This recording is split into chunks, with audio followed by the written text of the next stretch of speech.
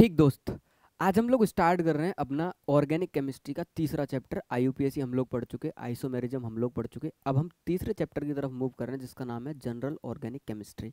Actual में पूछा जाए तो केमिस्ट्री आपकी अब यहाँ से स्टार्ट होती है ऑर्गेनिक पढ़ना। ठीक, ऑर्गेनिक पढ़ने के लिए जितने नेसेसरी टूल होते हैं वो सारे टूल आप इसमें पढ़ोगे, और 4 से 5 लेक्चर मेरे आएंगे रिएक्शन मैकेनिज्म के आसपास में पढ़ोगे। यही मेन है, मतलब ऑर्गेनिक को समझने के लिए जो स्टार्टिंग होगी।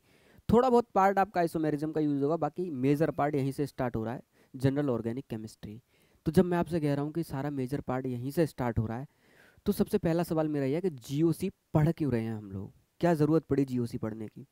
कोई भी जवाब देना चाहे, एनीवन? क्या पर्पज है जीओसी को पढ़ने का?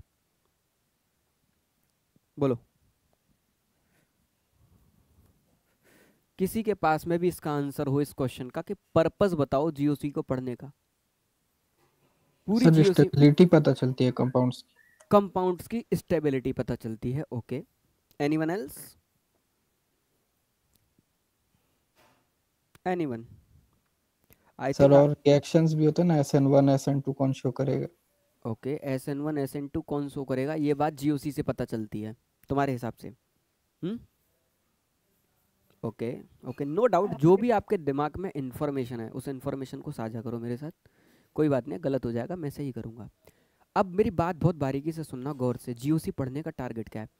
इस पूरे चैप्टर जनरल ऑर्गेनिक केमिस्ट्री को पढ़ने का केवल हमारा एक ही टारगेट है कि हम पता लगाना चाहते हैं स्टेबिलिटी ऑफ चार्ज। बहुत गौर से सुनना, हम क्या पता लगाना चाहते हैं बेटा? Stability of charge.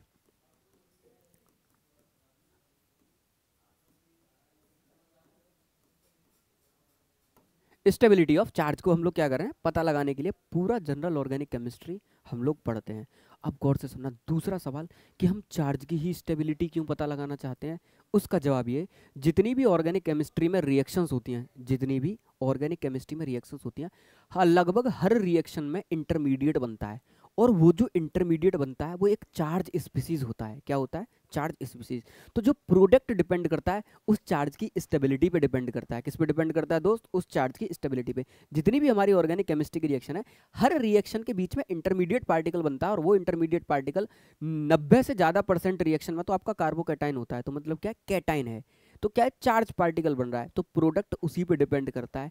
उस प्रोडक्ट को समझने के लिए हम जनरल ऑर्गेनिक केमिस्ट्री में सबसे पहले उस इंटरमीडिएट कैटाइन की स्टेबिलिटी के बारे में चर्चा करते हैं, और खुल के चर्चा करते हैं। किसके अंदर बेटा? जनरल ऑर्गेनिक केमिस्ट्री के अंदर। इसके अंदर हम डिटेल लेवल पे पढ़ते हैं कि एक चार्ज की स्टेबिलिटी के लिए कौन कौन से फैक्टर रेस्पॉन्सिबल हो सकते हैं।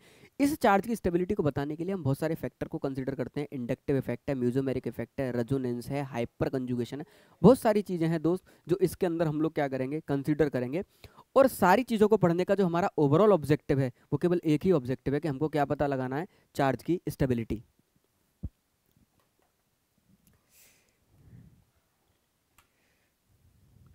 ठीक है, इंट्रो समझ में आया आप लोगों को? जल्दी से मुझे बताओ। Yes sir. इंट्रो क्लियर है? चैप्टर पढ़ क्यों रहे हैं? अगर आपसे कल को कोई पूछ ले कि जीओसी पढ़ क्यों रहे हैं, तो कहना भाई जीओसी इसलिए पढ़ रहे हैं क्योंकि जीओसी के अंदर हम स्टेबिलिटी ऑफ चार्ज को बताते हैं। और चार्ज की स्टेबिलिटी हम इसलिए बताते हैं क्योंकि ऑलमोस्ट ऑर्गेनिक केमिस्ट्री के हर रिएक्शन में इंटरमीडिएट पार्टिकल बनता है, और वो जो इंटरमीडिएट पार्टिकल बनता है वो एक चार्ज स्पीसीज होता है। तो प्रोडक्ट को बताने के लिए हमारे दिमाग में इंफॉर्मेशन होनी चाहिए कि भाई कि चार्ज स्टेबल कब होता है। क्या मेरी बात क्लियर है? आगे बढ़े। अब स्टार्ट होता है आपका जीओसी।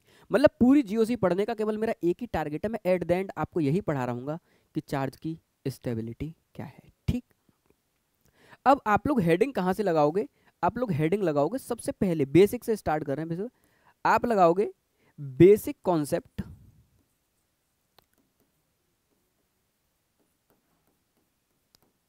बिहाइंड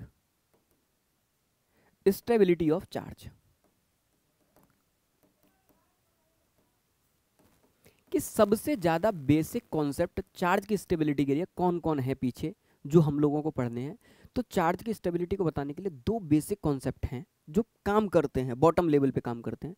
सबसे पहला कॉन्सेप्ट है दोस्त आपका इलेक्ट्रोनेगेटिविटी।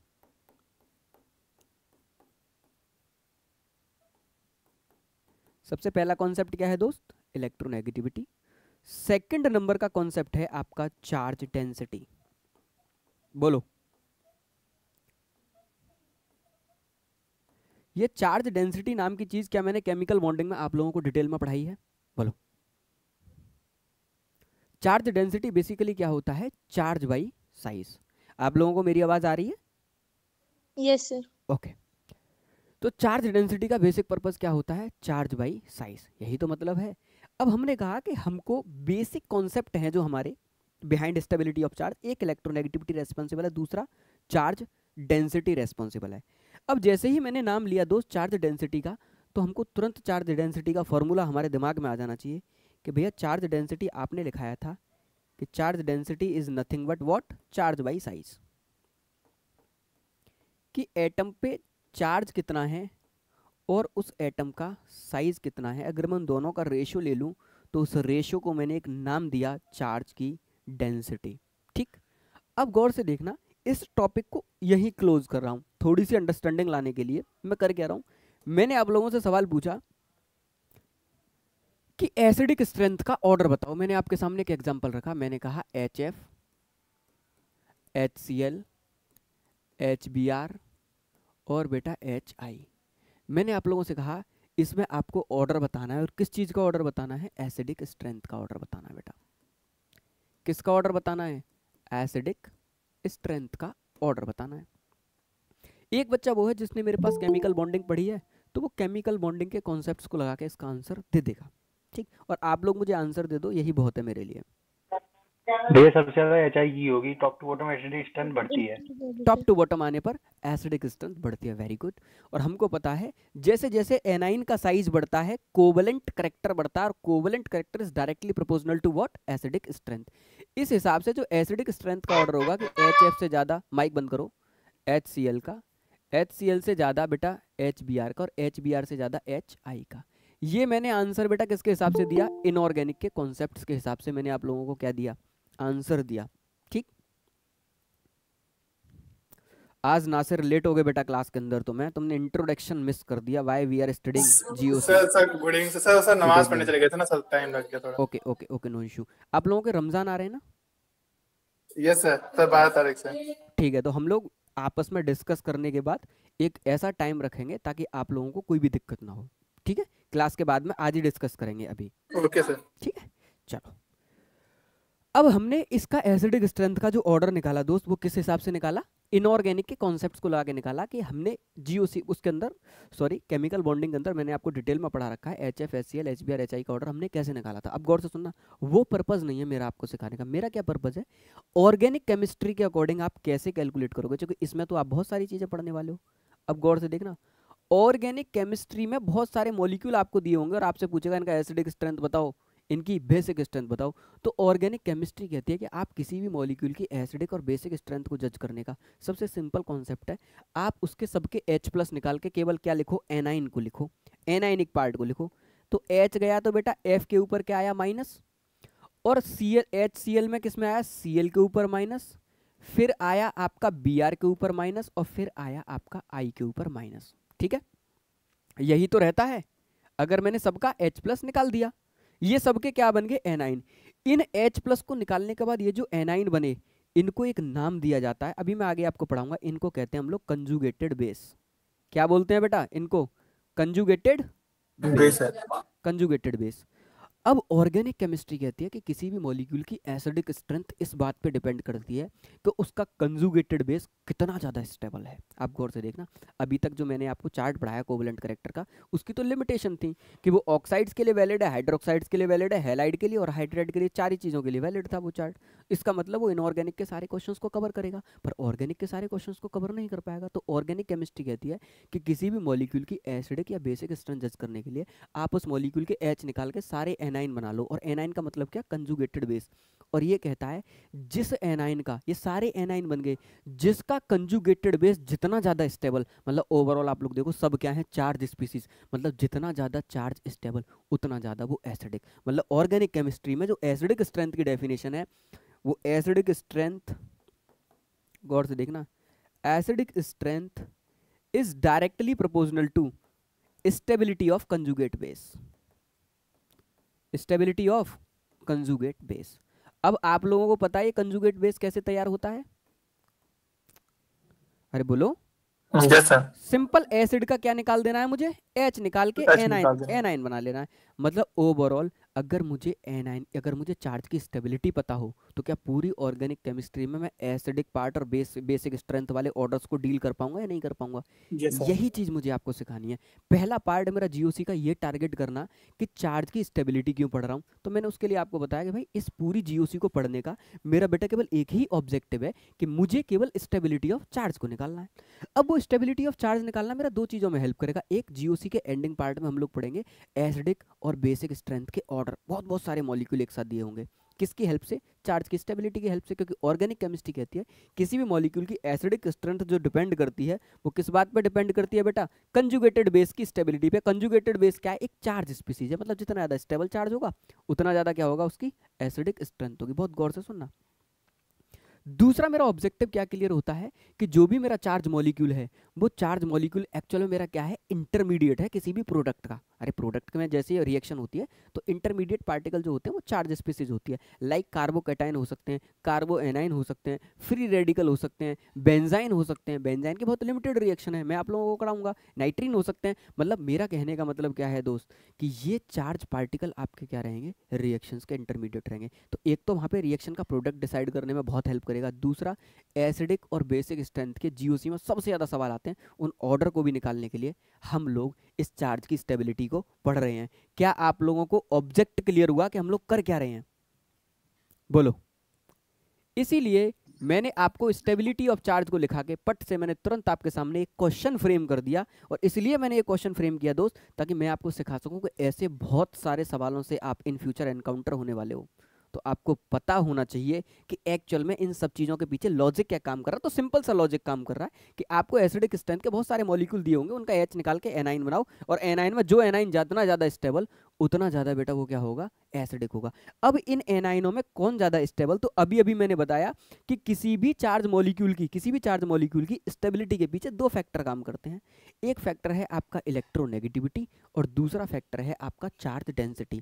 तो जब भी मेरे एटम्स किसी भी ग्रुप के होंगे और डिफरेंट पीरियड के होंगे, मैं हमेशा चार्ज डेंसिटी से जाऊंगा। मैं हमेशा बेटा किस चीज़ से जाऊंगा?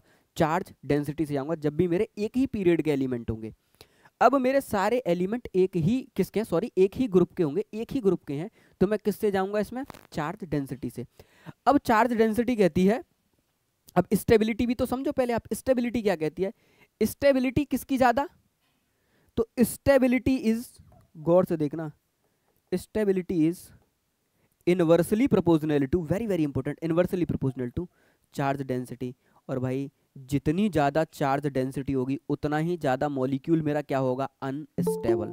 उतना ही ज़्यादा मेरा मॉलिक्यूल बेटा क्या होगा? अनस्टेबल। जितनी कम चार्ज डेंसिटी होगी उतना ही मेरा मॉलिक्यूल क्या होगा? स्टेबल। क्या मेरी ये बात आप लोगों को क्लियर है? बोलो। Yes, sir.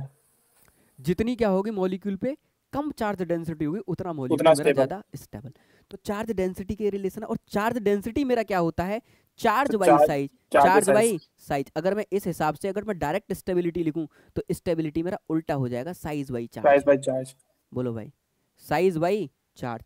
अब आप लोग गौर से देखना, यहीं पे हम वेरीफाई करेंगे पूरा क्वेश्चन। अगर मैं गौर से देखूं तो इन सारे मॉलिक्यूलों पर चार्ज सेम है। क्या चार्ज सेम है? F minus Cl minus Br minus I minus, सब पे चार्ज सेम है। अगर बदल रहा है तो क्या? Size. Size. Top to bottom आने पर साइज बढ़ेगा। बढ़ता है। 17th ग्रुप के सारे एलिमेंट हैं।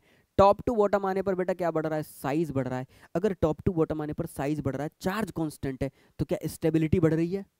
बोलो, स्टेबिलिटी बढ़ रही Yes, है। sir. और मैं किसकी स्टेबिलिटी देख रहा हूँ? कंजुगेटेड बेस की। और मेरे कंजुगेटेड बेस की जितनी ज्यादा स्टेबिलिटी उतनी ही ज्यादा उसकी एसिडिक स्ट्रेंथ। तो अगर मैं कंजुगेटेड बेस की स्टेबिलिटी का ऑर्डर लिखूं, केवल किसका ऑर्डर लिख रहा हूं बेटा? इन कंजुगेटेड बेस की स्टेबिलिटी का, तो मुझे पता है कि स्टेबिलिटी का जो ऑर्डर है उसमें F माइनस आयन से ज्यादा स्टेबल है मेरा Cl माइनस आयन, उससे ज़्यादा स्टेबल है मेरा Br माइनस आइन, और Br माइनस आइन से ज़्यादा स्टेबल है मेरा I माइनस आइन। क्योंकि जो चार्ज की स्टेबिलिटी का ऑर्डर मैंने निकाल लिया, जितना ज़्यादा मेरा कंजुगेटेड बेस का स्टेबल उतना ही ज़्यादा मेरा अच्छा एसिडिक स्ट्रेंथ। अगर मेरा स्टेबिलिटी का ऑर्डर ये है तो क्या मैं एसिडिक स्ट्रेंथ का ऑर्डर नहीं लिख सकता मैं सेम मॉलिक्यूल का? बोलो भाई, मुझे दिख गया HF से ज़्यादा कौन? HCl, और HCl से ज़्यादा कौन? HBr। और HBr से ज़्यादा कौन, HI। जबकि ये सवाल इनऑर्गेनिक केमिस्ट्री का था, पर मैंने ऑर्गेनिक के कॉन्सेप्ट से सबसे पहले इसको क्या किया है, वेरीफाई किया, और इसके बाद में ऐसे सवाल नहीं करा रहा। ये सवाल तो मैं बहुत बाद में कराऊंगा बेटा, पहले तो मैं आपको पूरी GOC में चार्ज की स्टेबिलिटी के लिए जितने भी फैक्टर हैं सब पढ़ाऊंगा। आज तुम्हारे कॉन्सेप्ट्स कसूंगा, कल का लेक्चर इंडक्टिव इफेक्ट से स्टार्ट करूंगा। इंडक्टिव हुआ, म्यूजोमेरिक हुआ, रेजोनेंस हुआ, हाइपर कंजुगेशन हुआ, हर कॉन्सेप्ट मैं तुमको पढ़ाऊंगा। तब सबसे एंड में जाके जब हमें सारे इफेक्ट लगाने आ जाएंगे, तब जाके हम एसिडिक स्ट्रेंथ और बेसिक स्ट्रेंथ के क्वेश्चंस को डील करेंगे। आई थिंक ये इंट्रोडक्टरी पार्ट आप लोगों को समझ में आया होगा। जल्दी से बताओ मुझे। Yes sir. बोलो। क्लियर। क्या आप लोगों को ये इंट्रोडक्टरी पार्ट एकदम क्रिस्टल क्लियर है? बोलो दोस्त। यस सर, क्लियर है। क्लियर है ना? ये था चार्ज डेंसिटी का कॉन्सेप्ट। अब मैंने आपसे कहा कि एक कॉन्सेप्ट क्या भी काम करता है, इलेक्ट्रो नेगेटिविटी भी काम करता है दोस्त, है कि नहीं? मैंने आपसे बोला इलेक्ट्रोनेगेटिविटी क्या होती है। इलेक्ट्रोनेगेटिविटी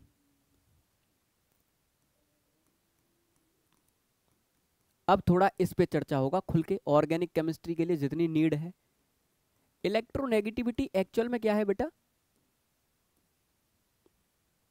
अरे डेफिनेशंस तो बोलो। केमिकल बॉन्डिंग में पढ़ाया है तुमको, पीरियोडिक टेबल में नहीं पढ़ाया मैंने yes sir, electronegativity. Element tendency tendency जो इसमें हो जाते हैं सर, शेयर जो पीरियड का रहता है उसका। हाँ, electronegativity is nothing but it is a tendency to attract or pull. Yes sir, जो उसके साथ जुड़े होते शेयर हैं पेयर एटम ऑफ से। Electron, yes sir. Shared pair of electron.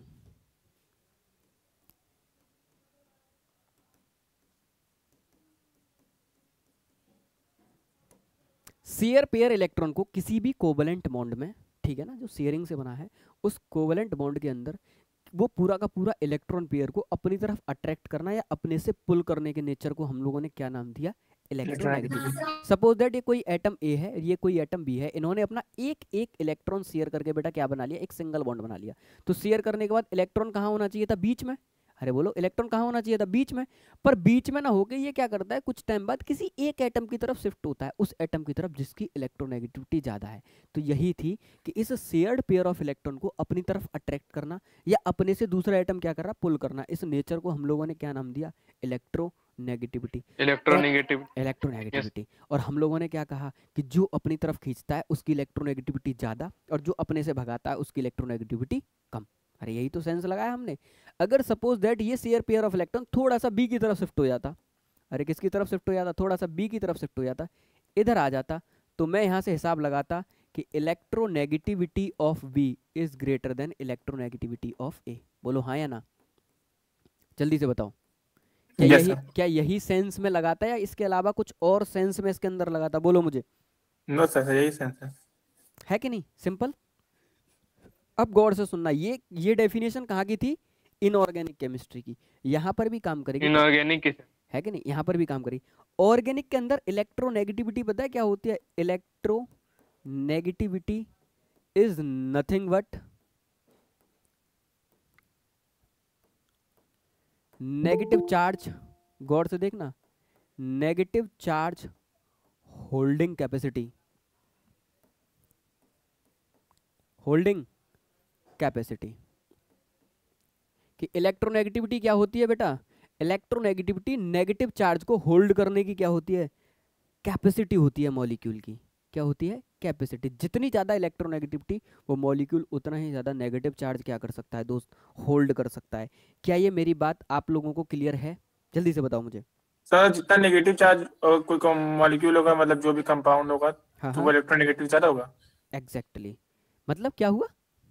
मतलब जिसके पास ज्यादा नेगेटिव चार्ज होंगे, तो मतलब इसका मतलब वो इसकी इलेक्ट्रोनेगेटिविटी ज्यादा होगी ऑर्गेनिक में, इस हिसाब से। ऐसा कहाँ से तुम्हारे दिमाग में ये स्टेटमेंट आया? कहाँ से कि जिसके पास में जितना ज्यादा नेगेटिव चार्ज होगा वो उतना ज्यादा इलेक्ट्रोनेगेटिव? ऐसा तो कहते हैं, मतलब अब तुम फोर्सफुली किसी को नेगेटिव दे रहे हो, इससे सर, क्या नेगेटिव सेंस चार्ज है? होल्डिंग आप बताए तो, जितना नेगेटिव चार्ज रहेगा। मैं तो कह रहा हूँ किसी एटम की अगर इलेक्ट्रोनेगेटिविटी ज्यादा है तो वो ज्यादा नेगेटिव होल्ड करने में कैपेबल है। और तुम कह रहे हो कि किसी पे जबरदस्ती, अगर मैंने जबरदस्ती भी नेगेटिव दे दिया हो और नेगेटिव ज्यादा हो, तो तुम्हारा ये मतलब है कि उसकी इलेक्ट्रोनेगेटिविटी ज्यादा होगी। माना मैंने किसी मेटल को नेगेटिव कर दिया जबरदस्ती, एनर्जी दे दे के, तो क्या वो मेटल ज्यादा इलेक्ट्रोनेगेटिव हो गया? ना सर। तो ये स्टेटमेंट जो तुमने बोला, ये थोड़ा सा रॉन्ग तरीके से बोला, फ्रेम गलत किया। यहाँ पे मेरे कहने का मतलब सेंस इतना है क्योंकि हम लोग जानते हैं, हम लोग केमिकल बॉन्डिंग में पढ़ चुके हैं सारे एलिमेंट्स की इलेक्ट्रोनेगेटिविटी, और नहीं भी पढ़े हैं तो कौन सी बड़ी बात है। हम लोग जानते हैं तो लेफ्ट टू राइट जाने पर इलेक्ट्रोनेगेटिविटी बढ़ती है क्योंकि मेटल से किधर भाग रहे हैं, नॉन मेटल की तरफ, नॉन और मेटल की टॉप तरफ टू बॉटम आने पर इलेक्ट्रोनेगेटिविटी घटती है। कम तो होती है। ये तो हमें पहले से भी पता है, तो इससे भी हम लोग आइडिया लगा सकते हैं इलेक्ट्रोनेगेटिविटी का। ये केवल ये बता रहा है कि अगर किसी कंपाउंड की इलेक्ट्रोनेगेटिविटी ज़्यादा है तो अगर उस पर गलती से नेगेटिव आ रहा है तो उसकी नेगेटिव चार्ज होल्डिंग कैपेसिटी अच्छी है क्योंकि उसकी इलेक्ट्रोनेगेटिविटी अच्छी है। क्या मेरी बात समझ पाई? अच्छा से मतलब हम लोग जानबूझ के नहीं डालें, वो अपने से उसकी कैपेसिटी एग्जैक्टली लेगा। अब तुम बात को सही से समझ पाए, जानबूझ के ना डालो, अगर बिल्कुल कॉमन तरीके से बात करो तो उसके हिसाब से ये क्या है दोस्त, स्टेटमेंट है। क्या ये स्टेटमेंट पकड़ पा रहे हो आप लोग? Yes sir. अरे बोलो ना, क्योंकि मैं सिंपली मुझे एक चीज तो पता है, electronegativity is inversely proportional to what, size. Yes है सर। कि नहीं? yes, sir. साइज के इनवर्सली प्रोपोर्शनल होती है हमारी इलेक्ट्रोनेगेटिविटी, है कि नहीं? और इसके हिसाब से जो हमने इलेक्ट्रोनेगेटिविटी देखी तो पूरी पीरियोडिक टेबल में सबसे ज्यादा जो इलेक्ट्रोनेगेटिव एलिमेंट निकला वो निकला फ्लोरीन। फ्लोरीन। उसके बाद Yes, sir. निकला बेटा ऑक्सीजन, उसके बाद निकला क्लोरीन, और उसके Yes, बाद उसके निकला बाद नाइट्रोजन। नाइट्रोजन। ठीक, ये एलिमेंट्स में क्या थे, इलेक्ट्रोनेगेटिविटी का ऑर्डर। और गौर से सुनना, थोड़ी आपकी नॉलेज और बूस्ट करता हूँ, आपको एलिमेंट्स की इलेक्ट्रोनेगेटिविटी का भी आइडिया होगा। अगर मैं सेकंड पीरियड और थर्ड पीरियड के सारे एलिमेंट्स को लिख दूंगा, गौर से देखना, अगर मैं लिख रहा हूँ lithium, beryllium, boron, carbon, nitrogen, oxygen और फ्लोरीन, ऐसे ही मैं यहाँ पे लिखता हूँ sodium, magnesium, aluminium, silicon, phosphorus, sulphur और क्लोरीन। तो एक्चुअल में देखना इनके इलेक्ट्रोनेगेटिव, अब इन सारे एलिमेंट्स में आप इलेक्ट्रोनेगेटिविटी का ऑर्डर कंपेयर कर सकते हो। इतने एलिमेंट्स को तो कम से कम आप श्योर ही रहोगे किसकी इलेक्ट्रोनेगेटिविटी ज्यादा किसकी कम। तरीका ये है, ऐसे चलो एरो, फ्लोरीन, यस सर। उसके बाद बैक आओ, ऑक्सीजन के पास गया, फिर क्लोरीन आया, फिर नाइट्रोजन के पास गया, फिर सल्फर के पास आया, फिर कार्बन के पास गया, फास्फोरस के बाद आया, फिर वो क्या था, बोरोन के पास आया, सिलिकॉन, फिर बेरिलियम के पास आया, एल्यूमिनियम, लिथियम, मैग्नीशियम, फिर ऊपर गया सोडियम लास्ट में। अब अगर मैं इसके हिसाब से ये पूरा ऑर्डर लिखूं तो सबसे पहले कौन, fluorine, then oxygen, oxygen, then chlorine, nitrogen, oxygen, sulphur, nitrogen, chlorine, carbon, nitrogen, phosphorus, sulphur, carbon, nitrogen के बाद फास्फोरस, बेटा सल्फर, बोरॉन, सल्फर Yes, के sir. बाद carbon, carbon, phosphorus, boron, silicon. Phosphorus, boron, silicon, beryllium, aluminium, lithium, magnesium, sodium, boron के बाद बेटा क्या, silicon, silicon के बाद में सिलिकॉन, सिलिकॉन के बाद में beryllium, beryllium, and then beryllium से aluminium, aluminium, lithium, lithium, magnesium, magnesium sodium, and then sodium. अब हुआ क्या कि ज्यादातर हमारा सोडियम। कंसर्न क्या है, यही एलिमेंट तो हमें ज्यादातर दिखाई देंगे सेकंड पीरियड के और थर्ड पीरियड के। अब सेकंड पीरियड के और थर्ड पीरियड के एलिमेंटों में मुझे डेफिनेट आइडिया है कि किसकी इलेक्ट्रोनेगेटिविटी ज़्यादा और किसकी इलेक्ट्रोनेगेटिविटी कम। बाकी अगर इसके अलावा मेरे पास कोई भी क्वेश्चन आता है तो मैं किससे जाऊंगा, साइज से। किससे जाऊंगा दोस्त, साइज से। अरे बोलो, Yes, sir. मैं जाऊंगा साइड Yes, से। sir. ये मेरा हो गया इलेक्ट्रोनेगेटिविटी का ऑर्डर। ठीक, इसके बाद जाऊंगा मैं साइज से। अब गौर से देखना, अब इसके बाद मैं साइज से जाऊंगा तो मैं साइज की अपनी सारी प्रॉब्लम्स को सॉल्व कर लूंगा। मैं देख के बता दूंगा किसकी इलेक्ट्रोनेगेटिविटी ज़्यादा और किसकी इलेक्ट्रोनेगेटिविटी कम, है कि नहीं। अब इससे आगे आपको सिखाना है मुझे। ये तो यहाँ तक की नॉलेज तो हर बच्चे को और हर बच्चा बता देगा। मतलब इलेक्ट्रोनेगेटिविटी एलिमेंट्स पर कैसे डिपेंड करती है, वो एलिमेंट के नेचर को आपको पता चल गया कि सेकंड और थर्ड पीरियड में ये ऑर्डर है। बाकी electronegativity is directly proportional to size. अब बोलो क्या बोल रहे हो। भैया नाइट्रोजन और क्लोरीन की तो सेम होती है ना? मैंने आप लोगों को बताया है नाइट्रोजन और क्लोरीन की ऑलमोस्ट सेम होती है, ऑलमोस्ट सेम, पर क्लोरीन की कुछ पॉइंट्स में ज़्यादा होती है। अगर आप नेट पे जाओ तो डाटा चेक करना, क्लोरीन की इलेक्ट्रोनेगेटिविटी पॉइंट्स में ज़्यादा होती है नाइट्रोजन से, इसलिए ऑर्डर में भी पहले लिखा है, देख लो गौर से। क्या क्लियर है मेरी बात, मुझे ये बताओ। ठीक, हमको बता एक बात Yes, sir, मैंने clear. एक बात मैंने आपके सामने पहले ही लिख दी, electronegativity is inversely proportional to size. इसका मतलब मुझे साफ साफ दिख रहा है on moving left to right, on moving left to right left to right increase, electronegativity, बोलो भाई, इलेक्ट्रोनेगेटिविटी इंक्रीज, इंक्रीजेस। ठीक, और on moving top to bottom, top to bottom गौर से देखना, decreasing, on moving top to bottom electronegativity बेटा decreases. ठीक है, क्योंकि साइज बढ़ रहा है डिक्रीजिंग। ना। अब मेरी बात बढ़ बहुत रहा है। बहुत सेंस के साथ में सुनना, मैं कहना क्या चाह रहा हूँ, ये चीज़ तो हमें एक इंडिविजुअल एटम के बारे में इन्फॉर्मेशन देगी, एक इंडिविजुअल एलिमेंट्स के बारे में ये चीज़ मुझे क्या देगी, इन्फॉर्मेशन देगी, है कि नहीं? यही तो बता रहा है ये मुझे कि एक एलिमेंट्स अगर ये है तो इसकी इलेक्ट्रोनेगेटिविटी ये होगी। ये सब अगर मॉलिक्यूल के बारे में हाँ, ये यहाँ पे क्या कर रहा है, डिफरेंट मॉलिक्यूल्स या डिफरेंट एटम्स के बारे में। ये पूरा कॉन्सेप्ट हमको केवल एक इन्फॉर्मेशन दे रहा है कि मेरे सारे के सारे एलिमेंट्स बेटा क्या होंगे, डिफरेंट, है ना? तभी तो मैंने सारे डिफरेंट एलिमेंट्स में क्या कर दिया, इलेक्ट्रोनेगेटिविटी का ऑर्डर कंपेयर कर दिया। अरे बोलो भाई, अरे बोलो। जैसा अब मुझे आगे चल के पता चला, आगे चल के मुझे पता चला कि सेम एटम और इलेक्ट्रोनेगेटिविटी किस पे डिपेंड करती है। अब आप लोग गौर से देखना, पहला मुझे पता चला कि electronegativity is directly proportional to what, size, inversely proportional to, sorry, what, size. Electronegativity किस पे डिपेंड करती है बेटा, साइज पर डिपेंड करती है, साइज पे। है ना? कैसी, इनवर्सली। गौर से सुनना मैं कहना क्या चाह रहा हूँ। आगे चल के थोड़ा सा आगे और बढ़ा मैं इलेक्ट्रोनेगेटिविटी के बारे में, तो मुझे पता चला electronegativity is depending upon orbital. अरे बोलो भाई, इलेक्ट्रोनेगेटिविटी किस पे डिपेंड करती है, ऑर्बिटल्स पर। किस पे बेटा, ऑर्बिटल्स पे।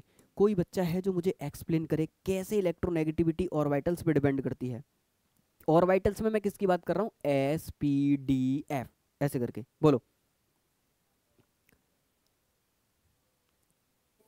सर भैया समझ ऐसे हम बता सकते हैं कि ऐसे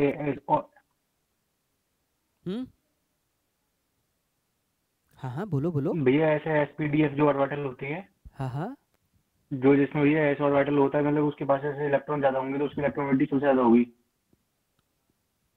ना ना ना, अभी तुम की कॉन्सेप्ट पर नहीं पहुंचे। अब गौर से सुनना, मैं आपसे कह रहा हूँ, अभी मैंने इलेक्ट्रोनेगेटिविटी पढ़ी साइज पे, वो किसके लिए, डिफरेंट एटम्स के लिए।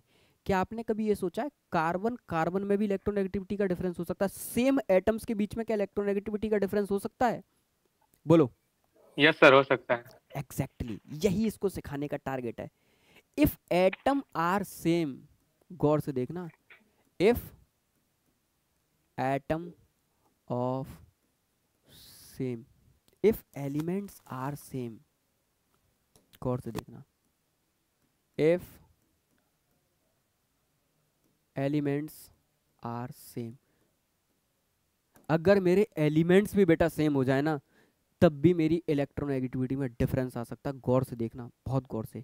किस पे डिपेंड करती है इलेक्ट्रोनेगेटिविटी, गौर से देखना, इलेक्ट्रोनेगेटिविटी ऑफ सेम एलिमेंट। गौर से देखना, if elements are same then electronegativity, short में लिखता हूं EN, इज डिपेंड अपॉन, सबसे पहला फैक्टर, डिपेंड्स अपॉन 2 फैक्टर। कितने फैक्टर पर डिपेंड करती है बेटा, 2 फैक्टर पर डिपेंड करती है। सबसे पहला फैक्टर आपका हाइब्रिडाइजेशन, सबसे पहला फैक्टर बेटा क्या, हाइब्रिडाइजेशन। और दूसरा फैक्टर क्या बेटा, दूसरा फैक्टर है आपका एंगल स्ट्रेन। दूसरा फैक्टर क्या है, एंगल स्ट्रेन। अब आप लोग गौर से देखना, अगर दो एलिमेंट जिनकी सेम हाइब्रिडाइज, सेम मतलब सेम एलिमेंट है, उनकी हाइब्रिडाइजेशन अगर डिफरेंट है, तो उनकी इलेक्ट्रोनेगेटिविटी में क्या होगा बेटा, अंतर होगा। कैसे, आप लोग गौर से देखना, मैंने एक मॉलिक्यूल लिखा CH3, यहीं से क्लियर होगा। दूसरा मॉलिक्यूल मैंने आपको लिखा CH2 डबल बॉन्ड CH2, एक मॉलिक्यूल लिखा मैंने HC ट्रिपल बॉन्ड CH। ठीक, अब आप लोग गौर से देखना, ये तीनों मौके, तीनों मॉलिक्यूल में, ये कार्बन नंबर 1, ये कार्बन नंबर 2, ये कार्बन नंबर 3। मैंने कहा इन तीनों में, तीनों कार्बन्स की इलेक्ट्रोनेगेटिविटी का ऑर्डर बताओ। मैंने क्या कहा आप लोगों से, इलेक्ट्रोनेगेटिविटी का क्या बताओ, ऑर्डर बताओ। अब आप लोग गौर से देखना, ये वो कार्बन है जो sp3 हाइब्रिडाइज्ड है ना? बोलो, ये वो sp3 का सबसे कम होगा सर, sp3 है। अब मैं इस कार्बन की सर हाइब्रिडाइजेशन सबसे ज्यादा sp का होगा सर। sp का होगा, और इसमें आया तो ये किसका है, sp का। sp। मुझे आगे चल के पता चला यस सर। जो इलेक्ट्रोनेगेटिविटी का ऑर्डर है, गौर से देखना, जो इलेक्ट्रोनेगेटिविटी का ऑर्डर है वो कहता है कि जो sp हाइब्रिडाइज्ड एटम है उसकी इलेक्ट्रोनेगेटिविटी ज्यादा होगी sp2 से, और sp2 की ज्यादा होगी बेटा किससे, sp3 से। sp3 से। इसे कुछ कुछ लोग कभी कभी पढ़ाते हैं परसेंटेज एस करेक्टर से। किससे पढ़ाते हैं बेटा, परसेंटेज एस करेक्टर से, परसेंटेज पी करेक्टर से। छोड़ो उन सब बातों को, डायरेक्ट याद कर नहीं रख सकते हम कि sp की अगर सेम, ये कॉन्सेप्ट कब वैलिड है, जब एटम्स या एलिमेंट्स आर सेम, अरे बोलो भाई किसके लिए वैलिड है? जब एलिमेंट्स सेम हो। Yes sir same. मतलब सेम एलिमेंट्स में भी इलेक्ट्रोनेगेटिविटी का डिफरेंस हो सकता है। कितनी बड़ी बात बता दी। हम लोग अब तक इनऑर्गेनिक में कभी ये पढ़े थे सेम एलिमेंट्स में इलेक्ट्रोनेगेटिविटी का डिफरेंस होता है? Yes sir. Organic chemistry sir, पढ़े थे। पढ़ाती है। अरे मैंने पढ़ाया था आप लोगों को ये बोल के कि यस सर, ये कहाँ आपने concept है। अलग से लेक्चर सर ये आपने ही पढ़ाया था सर। ये मैंने ही बोला था आप लोगों से कि यही चीज़ मैं आपको जब general organic Yes, sir. Chemistry पढ़ाऊंगा तो आप लोगों के लिए नॉलेज के लिए बहुत ज़रूरी है ये। ठीक, ये बात भी मेरी पकड़ में आ Yes. गई कि भाई ये इलेक्ट्रोनेगेटिविटी का ऑर्डर है, इस तरीके से डिपेंड करता है। इस कार्बन की इलेक्ट्रोनेगेटिविटी बताने वाले ये बताते हैं नियरली इक्वल हो जाती है, नियरली इक्वल हो जाती है नाइट्रोजन की इलेक्ट्रोनेगेटिविटी के। देखो गौर से, जो कि पूरी पीरियोडिक टेबल का थर्ड मोस्ट इलेक्ट्रोनेगेटिव एलिमेंट है। अरे बोलो भाई थर्ड है फोर्थ है? Fourth most fourth most electronegative element है। उसके नियरली इक्वल हो गई इस कार्बन की, जबकि दूर दूर तक चार्ट में देखना कहाँ जाके लाई कर रहा था और कहाँ पहुंच गई, इसके इक्वल पहुंच गई, ऑलमोस्ट इक्वल हो जाती है जाके इसके। देखना गौर से, इतना तगड़ा क्या होता है बेटा इलेक्ट्रोनेगेटिविटी में, चेंज आता है जबकि सब कार्बन एटम है। पहली बात।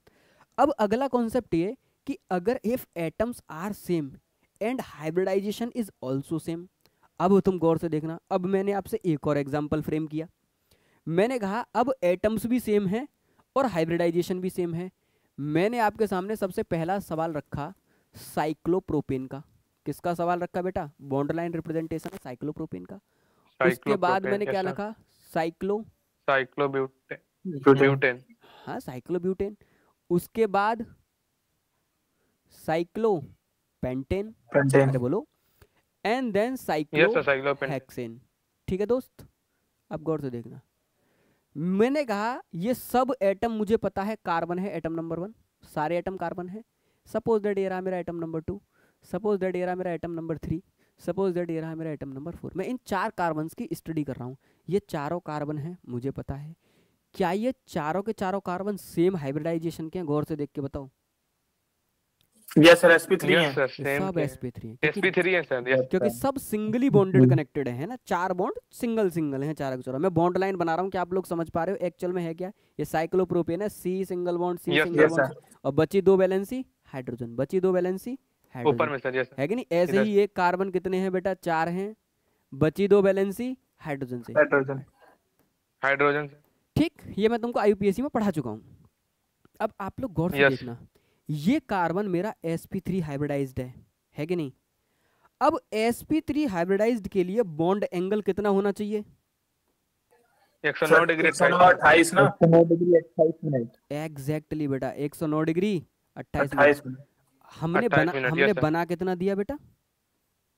60 बना कितना दिया? ऑलमोस्ट 90 या बना 90 कितना दिया? 90 यहाँ पे 90 यहाँ पे ये सब 5 है ना। 5 में 360 बाई 5 अरे कितना? 5 या 5 and 30 समथिंग 72 तुमको पता है ये 70 ये 90 से भी ज्यादा होता है, 105 के आसपास। तुम्हें बॉन्ड एंगल नहीं दिख रहा? अगर ये ऐसे होता तो 90 तो तभी हो जाता। हाँ ये सर 90, ये सर 90 सब पर है ये। तो तुम ऐसे 5 में 360 का डिवाइड मार रहे हो, फिर तो तुमको बहुत पता है इंटरनल बॉन्ड एंगल कैसे निकालते हैं। ना सर, है? ना सर। मतलब तुमको ये पता नहीं है कि अंदर के बॉन्ड एंगल कैसे निकालते हैं। चलो छोड़ो, उस पर भी डिटेल में बात करेंगे। ये 105 डिग्री। अरे मेरे कहने का पर्पस समझो, मेरे कहने का पर्पस जिस बॉन्ड की रिक्वायरमेंट ही बेटा कितनी थी 109 डिग्री 28 मिनट, उसको तुमने कितना कर दिया 60 डिग्री, कितना कर दिया 90 डिग्री, कितना कर दिया 105 डिग्री। इलेक्ट्रोनेगेटिविटी कहती है electronegativity is directly proportional to angle strain. Electronegativity is directly proportional to बेटा क्या?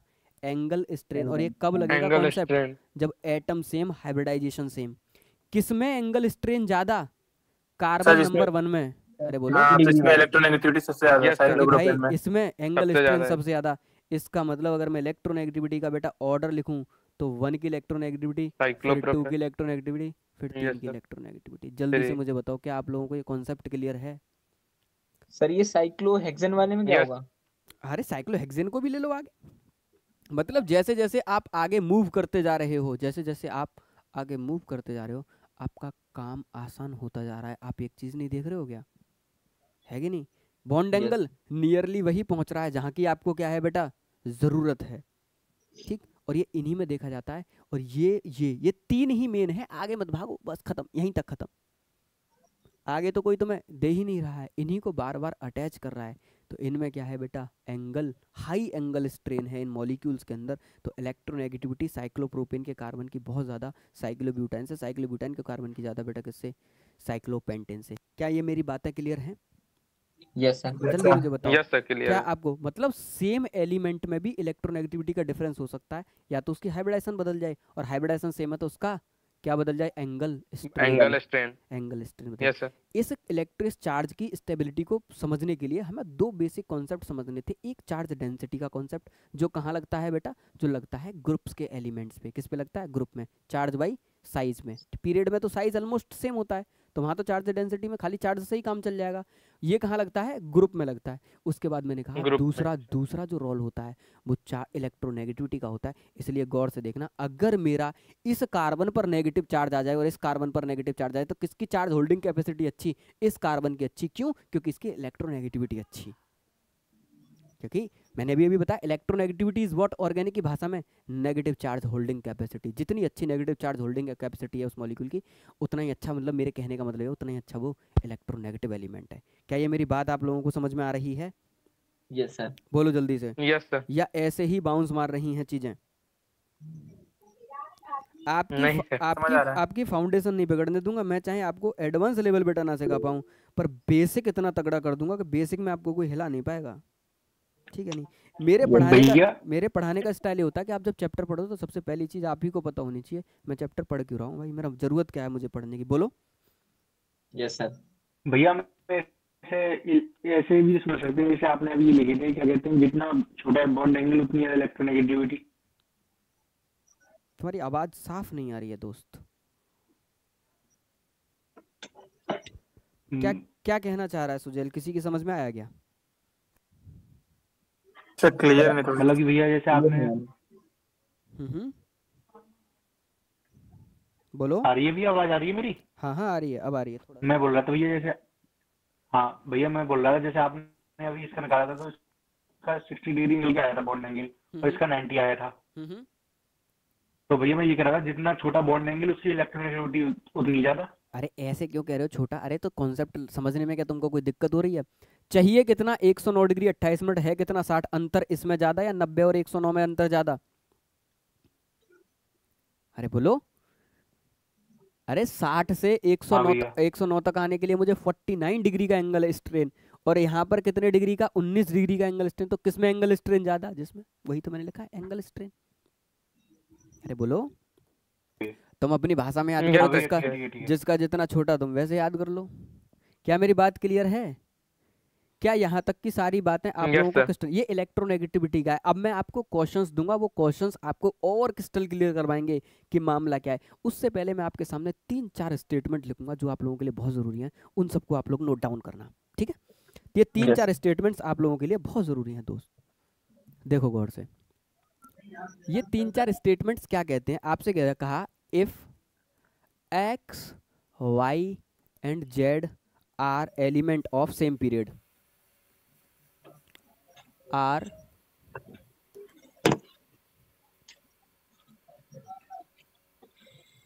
एलिमेंट्स ऑफ सेम पीरियड, कि बेटा सेम पीरियड के क्या हैं, ये एलिमेंट्स हैं। अब गौर से देखना,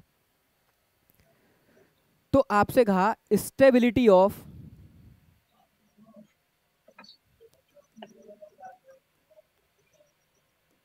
नेगेटिव चार्ज।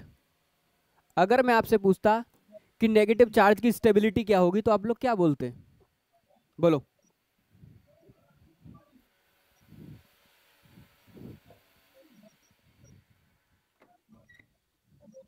बोलो दोस्त।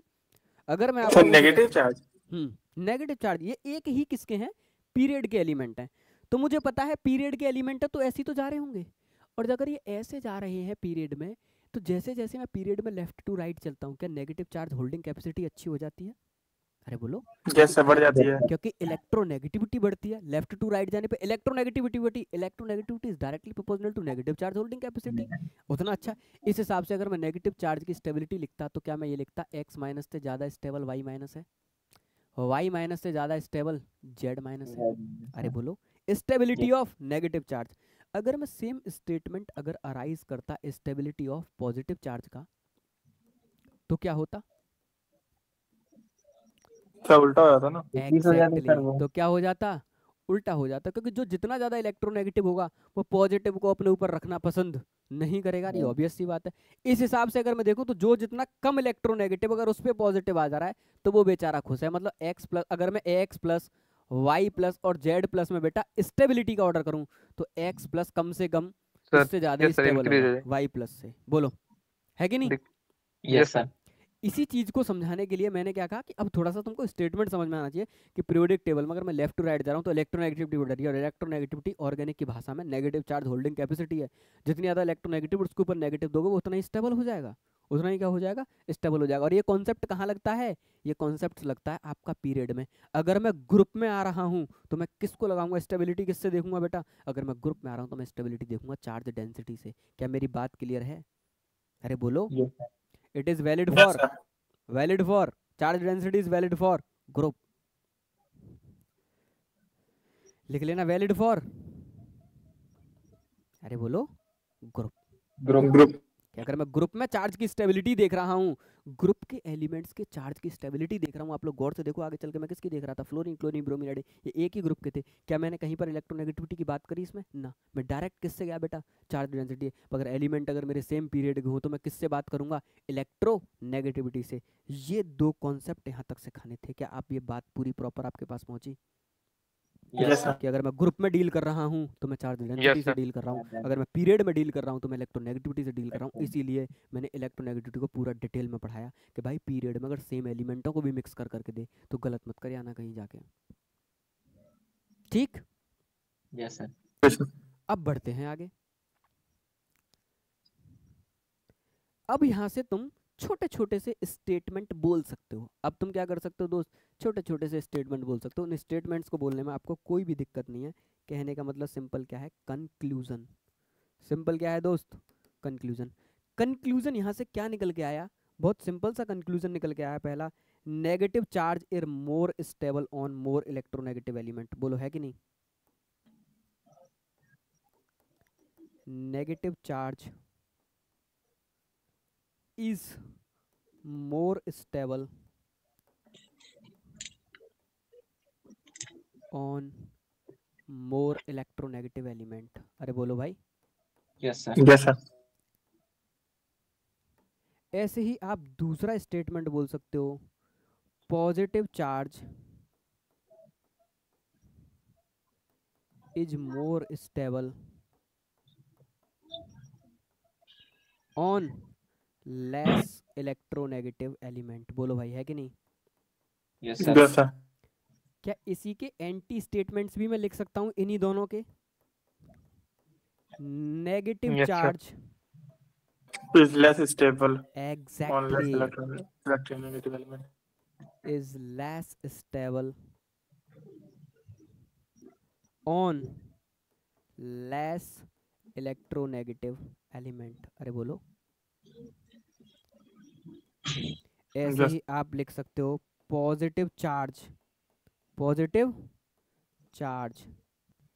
is less stable on on more electronegative element. exactly on more electronegative elements. क्या यहाँ तक की कहानी आप सब लोगों को समझ में आई बेटा?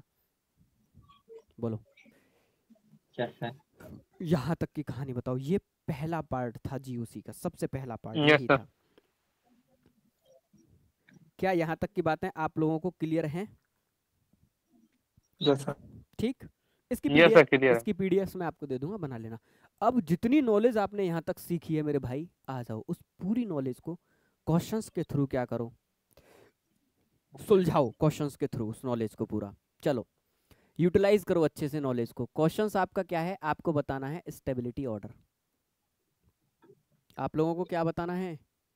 Stability order. अब स्टेबिलिटी ऑर्डर में आपके पास में कौन कौन से क्वेश्चन है, गौर से देखना। सबसे पहला सवाल है आपके पास में सी प्लस, उसके बाद में C plus, then N plus, ठीक, then O plus, and then F plus. पहला, सबके स्टेबिलिटी ऑर्डर लिखने हैं आप लोगों को, लिखते जाओ, मैं सवाल लिख रहा हूँ सारे। S double minus H Cl minus, उसके बाद में PH माइनस। ठीक, तीसरा question, OH SH SEH। Hello, हाँ नमस्ते ताऊ जी।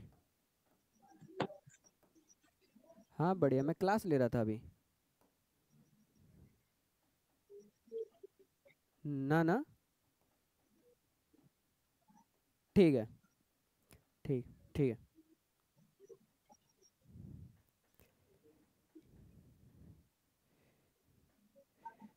CH3 माइनस NH2 माइनस, उसके बाद में OH माइनस। करते जाना, सारे सवाल बहुत अच्छे हैं। F minus. ठीक, चलो भाई नेक्स्ट क्वेश्चन नंबर 5th।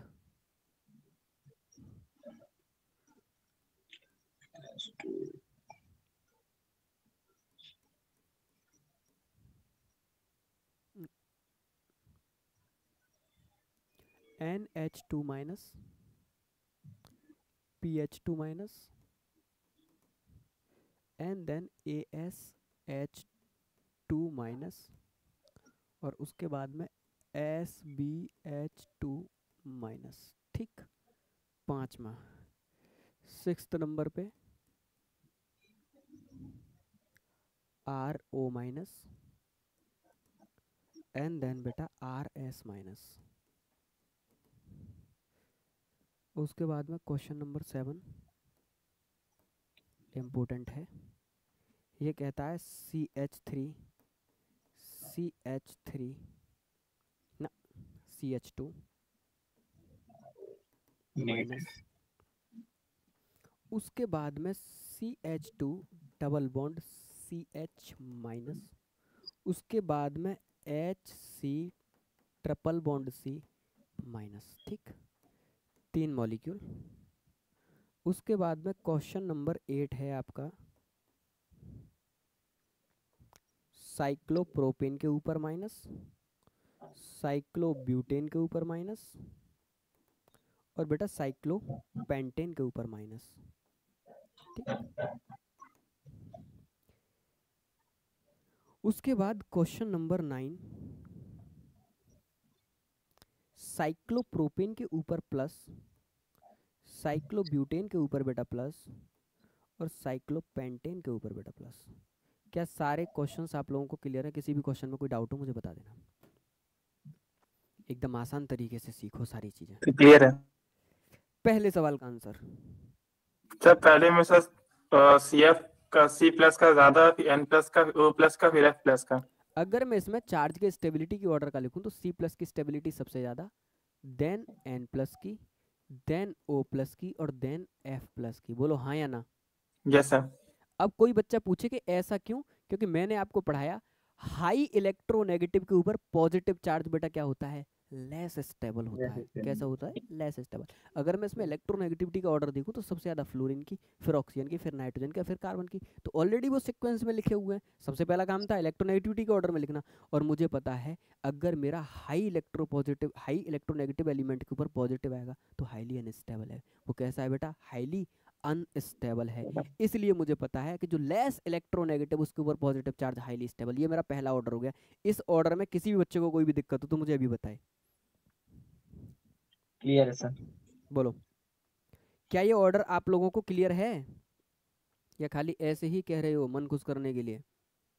बोलो जल्दी से। क्लियर है ना? Yes sir. ठीक, आगे बढ़ते हैं।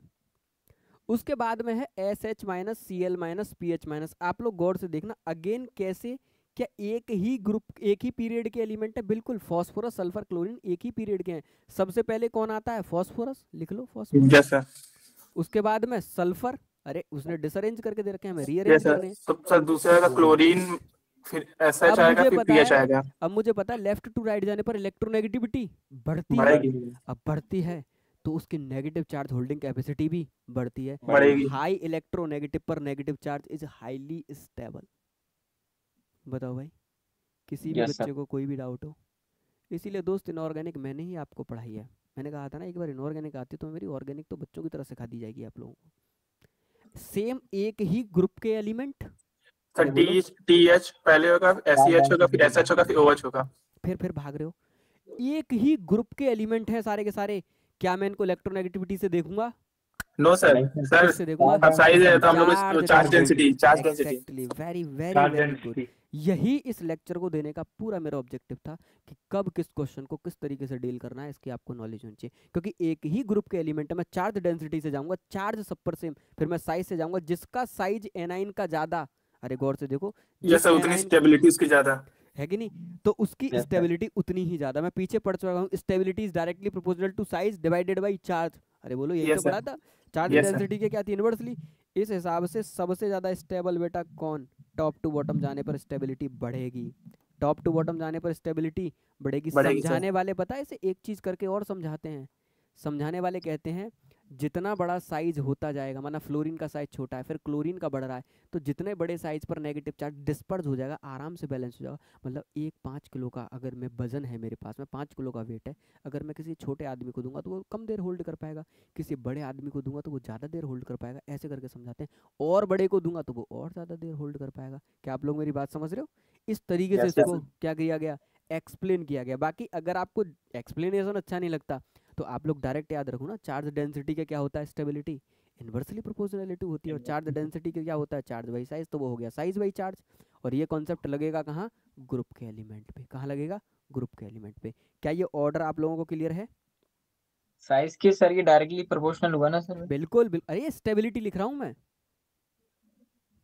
Stability is directly proportionally to size. बोलो, साइज है कि नहीं? Yes, क्योंकि ये ग्रुप के एलिमेंट, बार बार रिपीट कर रहा हूँ, एक ग्रुप के एलिमेंट है बेटा। एक ही ग्रुप के एलिमेंटों में अगर आपको देखना है तो मैं आपको पहले वैलिड फॉर ग्रुप किससे जाएंगे? चार्ज डेंसिटी से। चार्ज डेंसिटी क्या है? Charge by size. और स्टेबिलिटी क्या है?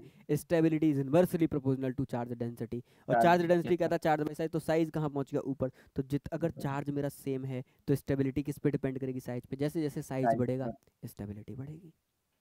क्या मेरी बात क्लियर है भाई आप लोगों को? Yes Yes, sir. sir. Yes, sir. उसके बाद CH3 के ऊपर नेगेटिव, NH2 के ऊपर नेगेटिव, OH के फ्लोरीन, ये सारे एलिमेंट किसके हैं? एक ही पीरियड के। और एक ही Period पीरियड के के sir. एलिमेंट है तो तो चार्ज फिर की फ्लोरीन स्टेबिलिटी का किस पे पहले डिपेंड आएगा, है? फिर OH आएगा, फिर NH2 आएगा, इलेक्ट्रोनेगेटिविटी पे। और इलेक्ट्रोनेगेटिविटी किसकी ज्यादा बेटा? फ्लोरीन की ज्यादा। तो Fluorine इस हिसाब से F माइनस की स्टेबिलिटी सबसे ज्यादा। उसके ज्यादा बाद में बेटा OH माइनस की, ये तो OH पहले से ही अरेंज है। उसके बाद में NH2 NH2 माइनस की, और उसके बाद में बेटा CH3 माइनस। CH3 माइनस की। क्या मेरी बात क्लियर है? आगे चलते Yes, हैं। sir. ये सारे के सारे एलिमेंट एक ही ग्रुप के एलिमेंट हैं। Yes, और sir. इनको देखेंगे हम चार्ज डेंसिटी से। चार्ज Yes, सबका sir. सेम है, अब size size by top to charge. Bottom बढ़ रहा है। Very good. इस हिसाब से टॉप टू बॉटम जाने पर स्टेबिलिटी सर बढ़ेगी। बढ़ेगी सर। क्या आप लोग बेसिक से चार्ज की स्टेबिलिटी देखना सीख गए? Yes sir. Yes, sir. बोलो भाई।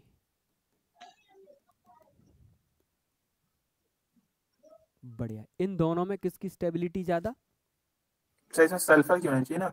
एक ही किसके हैं? सल्फर एक ही ग्रुप के ना? ग्रुप के ग्रुप। एलिमेंट है। एक ही ग्रुप के एलिमेंट हैं।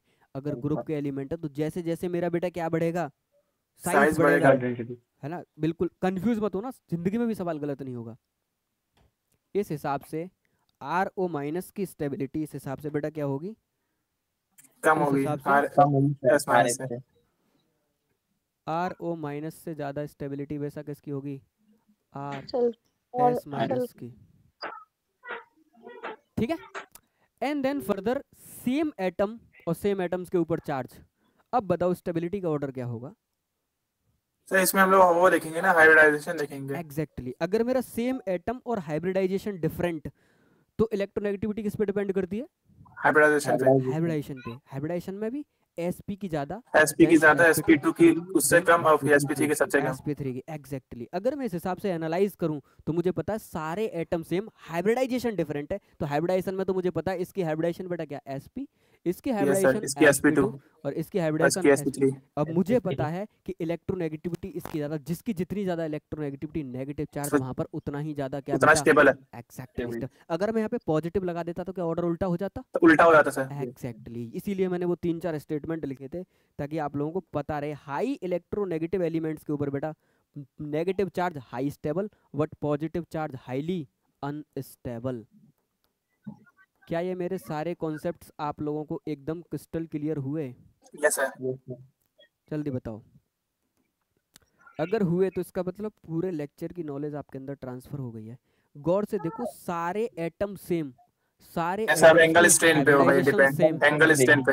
किससे जाएंगे, एंगल स्ट्रेन से। और मुझे पता है साइक्लोप्रोपेन का एंगल स्ट्रेन ज्यादा, तो उसकी इलेक्ट्रोनेगेटिविटी ज्यादा, उसकी नेगेटिव सबसे ज्यादा, इलेक्ट्रोनेगेटिविटी ज्यादा, उसकी तो चार्ज नेगेटिव चार्ज स्टेबल ज्यादा होगा। और एग्जैक्टली इसी का उल्टा यहाँ पे सर, इसी का उल्टा है। आप पॉजिटिव लगा दिया आपने तो उसका मतलब जो पॉजिटिव चार्ज है वो लेस स्टेबल होगा सर। एग्जैक्टली। हाई इलेक्ट्रोनेगेटिव पर positive charge highly unstable. Unstable है। क्या यहाँ तक के सारे क्वेश्चंस आप लोगों को एकदम क्रिस्टल क्लियर हुए या नहीं हुए? जल्दी से बताओ मुझे। Yes sir. Yes, sir. ठीक, मैंने कोशिश करी कि सबको एक ग्रुप वालों को एक तरफ, पीरियड वालों को एक तरफ। अगर यहाँ तक के सारे क्वेश्चंस क्लियर हैं, एक सवाल वो भी करें जो इंटरमिक्स हो, किसी ग्रुप का किसी पीरियड का इधर उधर का हो। अरे बोलो, Yes. है कि नहीं? बनता तो है ना ये चीज करना। आगे बढ़ूं मैं, स्क्रीनशॉट लो तो आगे बढ़ूं। चले लिया, बोलो, Sir. आगे बढ़ते हैं। अगेन आपको वही स्टेबिलिटी का ऑर्डर बताना। पीछे हमारा क्वेश्चन नंबर कितना था, 9, अब हमारा क्वेश्चन नंबर 10 हो जाएगा। ठीक है दोस्त, कितना हो जाएगा क्वेश्चन नंबर 10? क्वेश्चन नंबर 10 क्या कहता है मुझसे? क्वेश्चन नंबर 10 कहता है ओ एच माइनस, ठीक है, and then S H minus, अरे बोलो, फिर है मेरा पी एच माइनस, फिर है मेरा एन एच टू माइनस, फिर है मेरा एफ माइनस, और फिर है बेटा मेरा क्लोरीन माइनस। इसमें आपको बताना है स्टेबिलिटी का ऑर्डर। किसका ऑर्डर बताना है? स्टेबिलिटी का। करो इसे आराम से। एक सवाल और लिख देता हूं मैं नीचे, जो मोस्ट डिमांडिंग है, जो बेटा क्या है, मोस्ट डिमांडिंग है। गौर से देखना, H C triple bond negative and then N H negative. इसके ऊपर लिख लेना, वेरी वेरी इंपॉर्टेंट। ऐसे कंट्रोवर्शियल क्वेश्चन भी आप लोगों को मिल जाएंगे। ऊपर वाला क्वेश्चन आराम से करना, शिद्दत के साथ में, जल्दबाजी मत करना।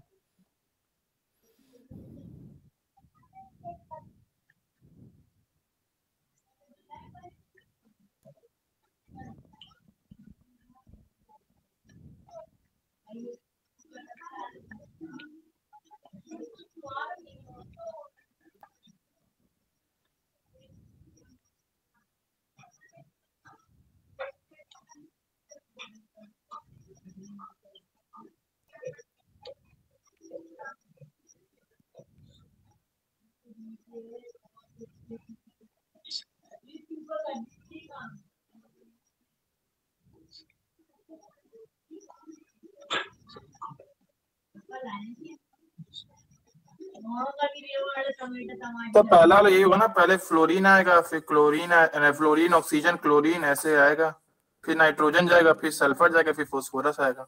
ऐसे नहीं, सबसे पहले क्या बोला तुमने? फ्लोरीन, क्या? फ्लोरीन फ्लोरीन फ्लोरीन ना, गलत। आप लोग गौर से देखना, अगर मैं फ्लोरीन और क्लोरीन में ही कंपेयर कर रहा होता तो किसका ज्यादा? क्लोरीन। तो तुम फ्लोरीन को ज्यादा कैसे बोल रहे हो? हाँ साइज, यस एग्जैक्टली। इसीलिए ये क्वेश्चन मैंने सबसे बाद में रखा ताकि आप लोग, अरे आप एक मिनट की कॉमन सेंस तो लगाओ। अगर मेरे पास फ्लोरीन क्लोरीन होता तो स्टेबिलिटी में मैं क्लोरीन को ऊपर रखता। क्लोरीन का ज्यादा होता है, यस सर। ऑब्वियस सी बात है।